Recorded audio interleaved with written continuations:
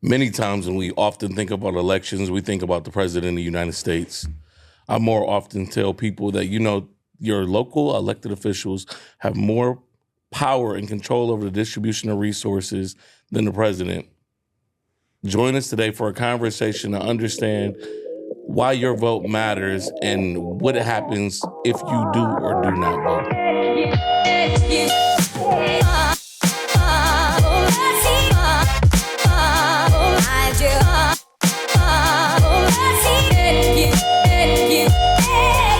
All right, good afternoon. Welcome. I am your host, Edwin Hubbard Jr., and we have a very special guest, our Cleveland Ward 5 Councilman, Richard Starr, straight here off the election, and he is he won. But B, I'm just excited to have him. Richard, welcome. Thank you, Edwin. Thank you for this opportunity to be here, just to really kick some knowledge and have some kickback. Right now, the year's wrapping up. Like you said, election just happened a couple weeks ago. So I'm still on the election hive to celebrate some of the wonderful things we did this election cycle, which I definitely would love to just talk about. But I'm glad to be a guest on the show, and I look forward to the opportunity just to hear about that Cleveland Pulse. All right, so Cleveland Pulse. For the cool thing about today specifically is this is our 10th episode. Okay. And so we are rolling them out, man. And what's special about a podcast like this is I look to have real conversations with real people about real issues and real solutions.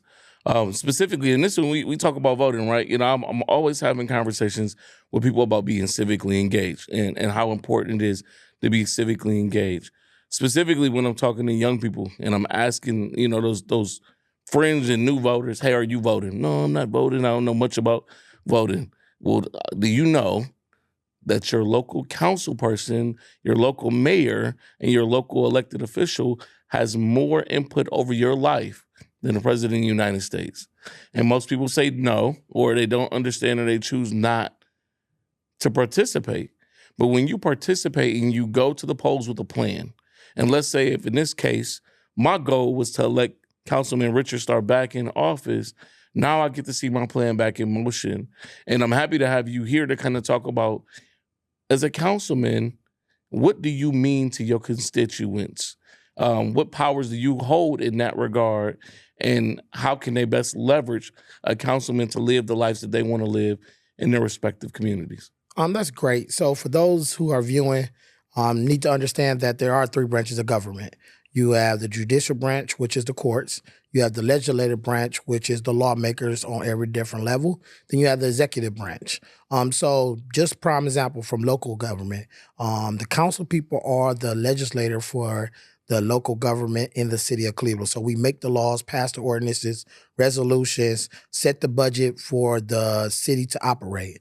The executive branch, which is the mayor. So the mayor enforces all of the legislation that we put forth. So when you talk about it from every different level, you have in the legislative branch levels, each level you have the city council, then you have the Cuyahoga County Council, then you have the state representatives, then you have Congress. Then the same thing on the executive branch, you have the mayor, then you have the county executive, then you have the governor, and then you have the president. Each one of those branches of government are co-equal in power in order to make sure we do not have a dictatorship. So when you don't participate in your local elections and you choose to skip all of those elections and only go on one, then you only get the results of just one branch of government and you may hit or miss. So one of the things that I do from a council person is when you notice some of the things that happen, one of the things that I'm big on is making sure we get the right equity in our neighborhoods. So when you start talking about those old, vacant, dilapidated, eyesore buildings or housing that caught fire that needed to come down, one of the things I'm able to do is help set the budget for us to be able to use the revenue that we have in our budget to be able to get those houses down. When you talk about a road or resurfaces and streets getting turned on, I'm able to make sure I allocate funds to get those streets redone. When you start talking about funding programs for our youth, funding programs for our adults, I'm able to advocate to put dollars into those programs. When you talk about reentry programs that needed to to help support our neighborhoods, I'm able to be at the table to say we need to be able to get dollars to help individuals. So from a council standpoint, on a local government level, we are your first line of defense when it comes to civic engagement into government. So when you choose not to participate and then you get someone and you say they've been there forever and you didn't participate because only 20% people voted, then I tell you, you part of the problem. And the excuse that we oftentimes hear for people, well, I don't know. But let me tell you something, what I do know, when it's something negative that's on social media and everybody reposting, you can repost that in 2 minutes and you think that is so funny. Matter of fact, you can have a whole debate and have a whole podcast about the negativity stuff. But when it comes to trying to just educate yourself on your local government, on just what's happening in the world, it's too complicated. And that's the excuse that I fight against. Like, look, let's stop trying to pick and choose when we want to get involved. You need to be involved in something that is affecting your day-to-day life. Prime example, when we was just going through this government shutdown, you know how many people call my office about government shutdown? Everybody. Everybody named mama called me about government shutdown. I don't got no stamps. I don't got no benefits. How I'm going to feed my child? I said, wow, that's real. So now you trying to call on government to help you. But I'm like, where was your participation before we got there? And what I mean by that is it's 250 million people and registered to vote in this country. Last November of 2024, only 150 million people in this country voted. So where the other 100 million people at to participate in that election? And then where you at participate in the election after that? But you know, if you can get 150 million to vote in the presidential election, when it comes to voting for the governor election, do you have that same participation? When it comes to voting in Congress election, congressional election, do you have that same participation? Do you have that same participation in the governor's race? In your House of Representatives, do you have that same type of participation? And the answer is no. But the minute something happened on that top level that's going to affect you tomorrow, you did not even participate to make sure I could phone somebody that got the similar ideas who fighting the same fight on that branch of government. And that's why voting in every election is important. And in the state of Ohio, you can vote if you have a felony. You can vote if you have something in your background. As long as you out and you have a residency, you can fill out a piece of paper and register to vote. So them saying I don't want to participate is nothing but an excuse that we have to get that out of our mind and get on board with the plan so we could change our city, so we could change our government as residents. Man, I love that. I want to go into information, but let's back up a little bit before that. Yeah. You're returning as councilman. So I want to talk about your journey to becoming a councilman. Let's talk about what side of the city you from. How did Richard Starr wake up one day and say, you know what, I'm tired? Because there had to be something along those lines. Yeah. I want something different. How did we get here? I think, one, I'm born and raised in King Kennedy Public Housing.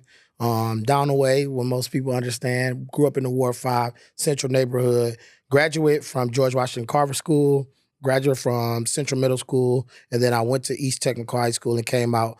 Shout out to the greatest class ever, class of 2007 of East Technical High School, those mighty, mighty Scarabs. After then, I went on to Baldwin Wallace, got my undergrad in sports and business management, and then I pursued a master's degree in business administration from Baldwin Wallace. But since 2008, when I was about 18, 19 years old, I started to work at the Boys and Girls Clubs. The Boys and Girls Clubs of Cleveland, which was the same safe haven avenue that I visited as a child. And then I eventually turned into a staff person, and I found my passion. And my passion was helping young people to reach their full potential. Whether it's in service, whether it's in education, mentorship, guidance, whatever I can do to provide service to those young people, that became just natural to me. So therefore, I found myself working my way up from entry level, ultimately becoming a director at the same Boys and Girls Club in King Kennedy that I grew up in, to me then working there for about 7 years in that position, to me advancing my career into the director of sports and recreation when Boys and Girls Club consolidated and merged with 4 different other counties to create Boys and Girls Club in Northeast Ohio, where I left at a position where I was the director of sports and recreation for 50 locations in Akron, Sandusky, Cleveland, as well. So I was able to work my way up, and then I found myself like, what's next? And you find, as a young professional growing up in the industry, working your way up, trying to provide service, you find yourself at a block and you get to a ceiling where you say, well, there's nothing else to do. Only thing else I could do is nothing but lateral movements.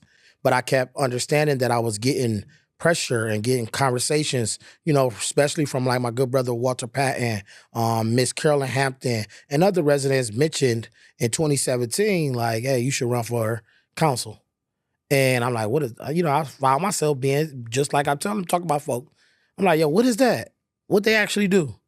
Find myself late at night, strolling on my phone, pulling up different things. And it took me back to like 4th grade American government. I said, 3 branches of government. Then I said, okay, let me look into who's the current person. What have they done? What can I do? And therefore, I found myself 60 days later with petitions in my hands and decided to say, you know what, we're going to make a run for this and see what we can do. And that has spearheaded me into wanting to be civically engaged in government for like the last 8 to 9 years. And you've done it. And you've successfully done it. Before we go to the information, let's talk about some of the successes you've had. Well, that's why you're still here, because you winning. So, like over your past term, what are some things that you were most proud of? Some of the things I'm most proud of from me serving on council the first 4 years is I've been able to streamline a lot of different things. Oftentimes in our community, folks and organizations go after what they deem is easy way to get dollars. So therefore, you have you have different organizations with different missions trying to compete for the same dollars where one is best suited. Prime example, you have community development corporations whose priority is to develop. But then you have your social service providers like your settlements, such as a university settlement, a Friendly Inn, and you have a CDC and a Friendly Inn trying to compete on the same dollars where you should say, hey, one should do the social service and one should focus on development. So I've been able to streamline a lot of that in my neighborhood within the organization. But when you talk about deliverables, been able to, since I've been in office since 2022, we've been able to demolish over 88 properties that was eyesores in the neighborhood. We've increased the funding for street resurfaces. So we've been able to add additional $8 million into street resurfaces. We also been able to do some major street resurface developments such as East 79th from St. Clair all the way to Woodland project. We completed that $10 million renovations. Also, we did a $10 million street resurfaces of Carnegie, which is from East 79th to 55th. And we're getting ready to do our phase 3, which is going to go from East 55th to East 9th Street to upgrade the street resurfaces. We brought back about $300 million slated for development into our neighborhood. And when I mean development, we did a major HUD renovation with our Carver Park Estates, which is 55th and 40th side. So we redid those apartments. We also have included in other developments of cold storage, the NORAM on Opportunity Corridor, which is a major project where we have job creation. We also have other projects where we're working on a meat producing factory similar to a Nestle that's coming to our neighborhood at the 55th Goodwill location right there on Central, where we're going to have jobs starting around $23 an hour and a community benefits packages that includes daycare assistance, certification training assistance, as well as jobs slated for residents in Ward 5. So we've been doing a lot of great work over the last 4 years, but it was time to run for re-election. The residents told me we're running for re-election, and we were able to be successful in this election because we stand on business and we help take care of the residents in Ward 5. And you did it. You did it. And so I will ask a question in regards to like the buildings. So when those buildings were demolished, where did the people who go who are living in those buildings? So some of the things is when I talk about the 88 nuisance properties, most of those properties were just eyesore and people weren't there. They were vacant. They've been sitting there. No one has done anything with them. You start finding that the foundation was failing. Roofs was caving in. So I was like, yo, nobody should have to live and walk past this each and every day. So I started doing ride-alongs with the building and housing inspector, the demolition team, and I started saying, hey, put this down. One of my council aide staff had him with me, a couple interns that I got from some colleges this past couple summers. We sat down and we drove, and I said, take that address.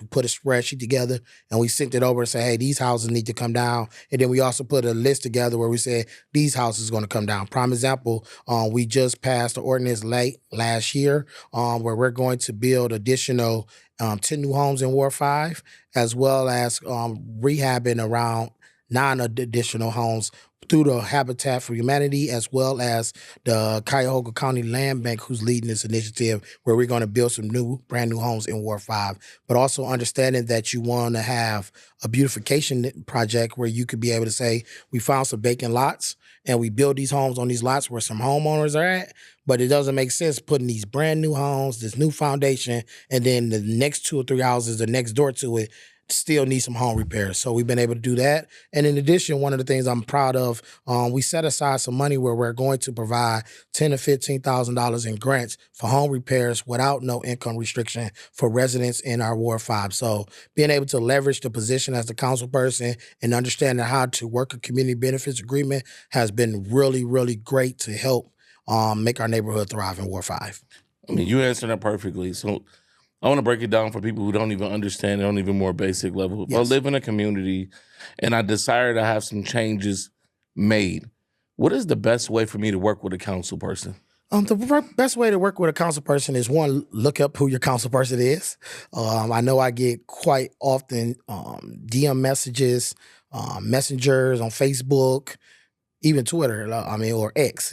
X. I'm only on X when I'm trolling back. But what I would tell someone in order to get involved with government, your council person, one, looking up and see who he or she is, who that council person is, and then also you can find that off of clevelandcitycouncil.gov, where you can be able to put in their address and it'll pull up who your council person is. There you will see that they have an email, and then there are an office number. But also they have different dates on there where it says when they host their meetings. Make an introduction. Go meet your council person. If they host their meeting, introduce yourselves. Tell them that you want to get involved and you want to learn what they do. Most council members, we are always looking for help because you don't understand that as a council person, you only have your council person, then you have an executive assistant.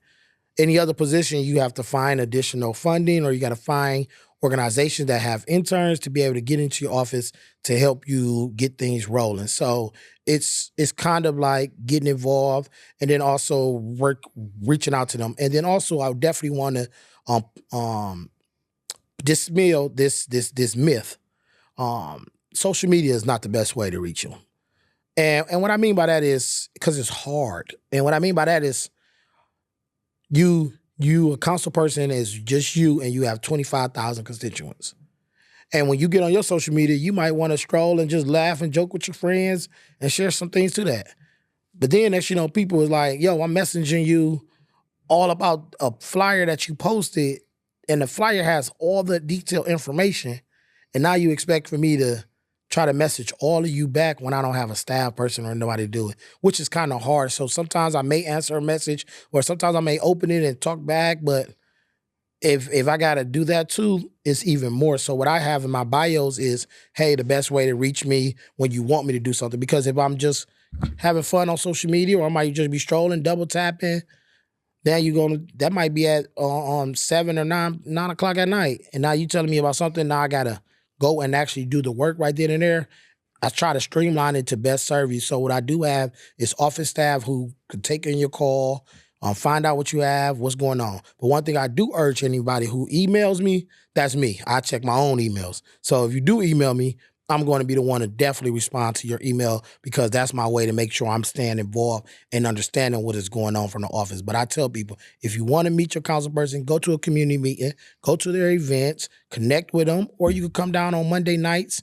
We only got a couple more Mondays that left before we go on winter recess. But you can come down there, you can introduce yourself to your council person. We all are there, and you can be able to find a connection and say, hey, let's work together. And we urge individuals who want to work to come and help us out, because we need to help our community.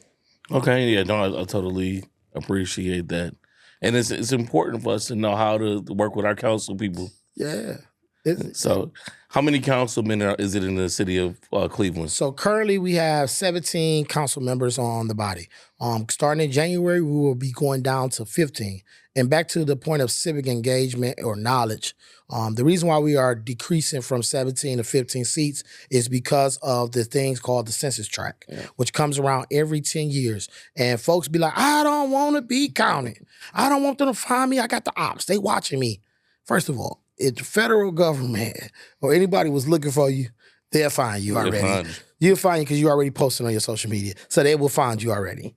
Second, people don't understand when you don't get counted for the census tract, we lose federal funding because that decrease of population means you don't need that additional funding, whether it's community development block grant funding, which is utilized to be able to help low, moderate income neighborhoods to be able to get them out of the situations that they are living in, to be able to bring development, to bring housing, to bring stability, to bring different models to the neighborhood. So when you start talking about, I don't want to be counted or I don't want to fill out the census tract, therefore we had our number of council seats is tied to the amount of population that we have, and that is based on the census. So when you talk about the fact that we fell less than about 3,200 short of being able to keep 17 members, is because 3,200 people that I know where they are at chose not to fill out the census. So now you have the wards, the number of council member representation decreased from 17 to 15. And now you're talking about bigger wards, larger areas to cover, and primarily on the east side because of this problem. So one of the things we have to do is when 2030, 31 come around, when we do the census track again, I'm urging residents to understand that we need a whole major campaign with all organizations, making sure people in our neighborhoods know it's okay to be counted, but also understand the ramifications if we don't participate. So, you gave a lot. That's jewels right there because census are incredibly important. All right, so now we move forward. We getting ready to go into 2026. What's on the horizon? Oh, man, on the horizon, one of the things that I champion on this campaign is, one, addressing food insecurity and food deserts in our neighborhood. So I'm rolling out and trying to work and partner with, how do we get rid of this? Oh, these grocery stores providers don't want to be in our neighborhoods. That's okay. Well, we could do it ourselves. How do we become self-sufficient in our neighborhood that we can be able to ensure that we have a grocery stores on every neighborhood that we need? What does that look like? Food cooperative model that we're trying to work with. Working with Central Kinsman Wellness Collaborative in Ward 5, they've started doing some different pilot pop-ups that's looking real good. But now it's time to say, let's take it to the next level. So I'm working on dealing with that. One of the major issues I want to deal with is housing. And what I mean by housing is those individuals who living in public housing are dealing with a lot of challenges. Sometimes and oftentimes it's lack of support, or they're having property managers who don't want to assist them, or ownership of properties who don't want to make sure people are living in good conditions. So I want to address those housing, racism, and whole neglect, all those different things that is current. I want to address those issues these next 4 years to create a system to make sure residents have the support that they need. And then one of my favorites, most definitely, is I'm looking to plan and roll out. I don't want to say just Ward 5, but I definitely want to roll out a Ward 5 initiative for our youth. So we can have a whole schedule of things that we're working on with our youth throughout the whole year so we can be able to help support them the best that we can. And then lastly, from the youth standpoint, we do have a new park and recreation director, Alex Nichols, who's working on revamping our recreation centers. So that is something to be good. But then finally, I oftentimes want to make sure I got great programs for our seniors. So hearing our seniors throughout this campaign, they're like, hey, Councilman, I done downsized, I done got in this apartment, and they just want me to sit here and die. I said, no, we ain't doing that. So coming up with different programs to help our seniors, getting them outside the buildings, getting them into different activities so they could be more well-rounded and well-versed and have a healthy life even as a senior, so we can work with them. So I got a nice little list, and this is the fourth quarter where I start putting everything together on what I would like to see so we can be able to move Ward 5 further. So 2 questions. They're not related to one another, but you kind of already answered one. One, if there's a youth out here and this is your first time listening to this podcast and you are intrigued and you want to get involved, what kind of ways can youth get involved with council people? There's plenty of ways for council youth to get involved. I tell people that say, how are you doing your campaign? Well, my campaign, oftentimes for my campaign, I had young people working with me. And what I mean by that is from ages let me make sure I say about 14 to about 24 was my main target group of young people that work. Yes, I had some volunteers and some other seniors and some adults that helped support, but a lot of my go-to who was day in and day out with me was that 14 to 24-year-olds. One way you can get involved is young people follow one on social media. When you follow on social media, you get updated on flyers, things that we're doing. 2, get engaged and say, hey, let me attend one of those events. 3, you say, hey, let me have a conversation. This idea that you want to do, hey, let's see how we can work together. There's always ways to support, but you just have to stay engaged and have to ask questions and stay connected. One of the things that I urge young folks to do is to not let anybody tell you you are tomorrow. You are the present. And when you be in the present, you need to be able to make decisions. You got to understand around this country, there are young people who are taking big leadership roles in stride. I want you to understand that I'm the youngest on Cleveland City Council. So guess what? There's not no tomorrow. If we don't get it right today, you ain't gonna see tomorrow. Yeah. And we don't have time to wait for tomorrow. We need to make things happen. So I urge young leaders to get involved. I always welcome ways to work with them. Like I said, I've had young people intern in my office. I've hired young people to do different things. My campaign, I had a lot of different people who was passing out literature, knocking doors with me, were young people to get them civically engaged. And you never know the impact you have on a young person when they notice like, hey, we're knocking on doors and these people know you. Hey, Mr. Rich, this is, those type of moments can take you to the next level to understand. And I'm just proud to be able to take young people from the neighborhood and just show them something different. Perfect. So I want to jump back just a little bit till we talked about the abandoned buildings and eyesores. So once those buildings are turned down and they become vacant property, is there any way that the city can use those to make new like recreational centers? Is it going to be used for new housing developments or new housing projects? Or is it just empty space or even just greenery? So all of the above. I would say all of the above from some of the things you just said, Edwin. We have an opportunity when you demolish a property, you have an opportunity for the new development and reimagine what could be there or what should be there. Those things are happening. Right now I have an area called Beaver Hill right off of Opportunity Corridor, right off in the Kinsman area off of East 62nd and Kinsman. And I remember some developers and people who had thoughts like, hey, we could put a nice factory over here. But when I talked to one of my seniors over there, Ms. Wagner, she said, we used to have a whole bunch of houses over here. I said, when? She said, boy, you don't know. So we went and did a walkthrough, did a ride through, and then I started pulling all the historic maps to see like, it used to be a whole bunch of houses. So now instead of me saying or listening to a developer who said, hey, this land is prime real estate, well, it's prime real estate for homeowners too.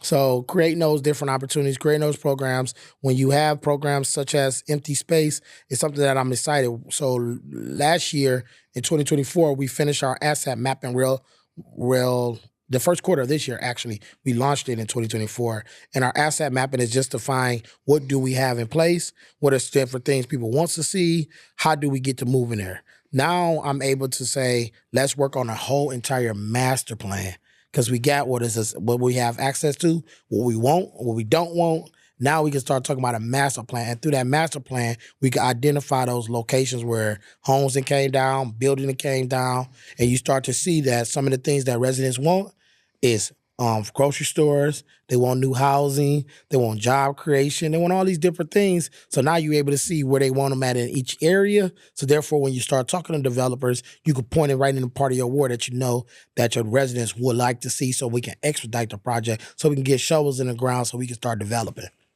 Man, I love that. That's awesome. So now I'm going to transition to some more fun questions as we get ready to wrap up our interview. Councilman Starr, you got a favorite TV show? When you get time, and I know you don't have a lot of time right now, what are you watching on TV when you get a chance? Right now, that Mayor of Kingston. Okay. Kingston Town. He is real. It's real. Not the Browns game. Oh, no. I like to have some excitement. I got you. And the other ones, what's on your playlist right now? Oh, man, my playlist right now, I was listening to Jay-Z Volume 2. Man, that's the album. Jay-Z Volume 2. I'm a big, huge Jay-Z fan. I think he's the greatest to ever touch the mic. and I can argue up and day, all day and night and long about them. And I win arguments with all Jay-Z lyrics too. All right, and so my very last one, this is for the audience. If there is somebody out here who hadn't known much about you before, maybe in your ward, maybe outside of your ward, is there any advice that you have for any constituents or just new listeners tuning into this podcast? First and foremost, I would definitely say for the residents of Ward 5, first, I would like to say thank you for this opportunity to be reelected to serve for additional 4 years, which is very important. I believe the work that we've done so far the last 4 years made some of you say, hey, I want to keep you in to be able to get the work done. And to the new guests or the new residents of the new Ward 5 that I have yet to meet, I look forward to working with you and hearing from you and learning from you. I want you to know that I am a very responsive leader, and I want to make sure you know not just that me being the voice of Ward 5, I am one that listens to Ward 5 and make the right decisions so we can get things together. So if you have not met me yet, you could want to get in contact with me. You can call me at my office at 216-664-2309, or you can shoot me an email at rstarr, R-S-T-A-R-R, at clevelandcitycouncil.gov. And then therefore I can answer your email or anything you want. And then also if you need to follow me on any platform, it's Councilmember Richard A. Starr on Facebook, social media, Instagram, as well as X. I try to stay engaged as possible, but when it comes to just getting work done, I host often, first Thursday of every month, I host a community meeting at Friendly Inn from 5:30 to 7:30. And in addition, we host different meetings in different neighborhoods and community rooms as well. So I'll be on the lookout for 2026 so we could keep moving Ward 5 to the next direction. And I'll be remiss if I didn't mention, we are a nonpartisan organization, and this seat is open to every councilman, every elected official, every mayor, and every person who is willing to move our city forward. So not just in Cleveland, but every suburb of Cleveland as well. If you live in Cuyahoga County, listen, this chair is wide open for you, and you're welcome to come and sit on the Cleveland Pulse and have a conversation. Listen, if you just tuned in today, we appreciate you checking us out. If I don't see you before I see you, do the best you can and take care of yourself. And remember, Cleveland, this is for you. Peace.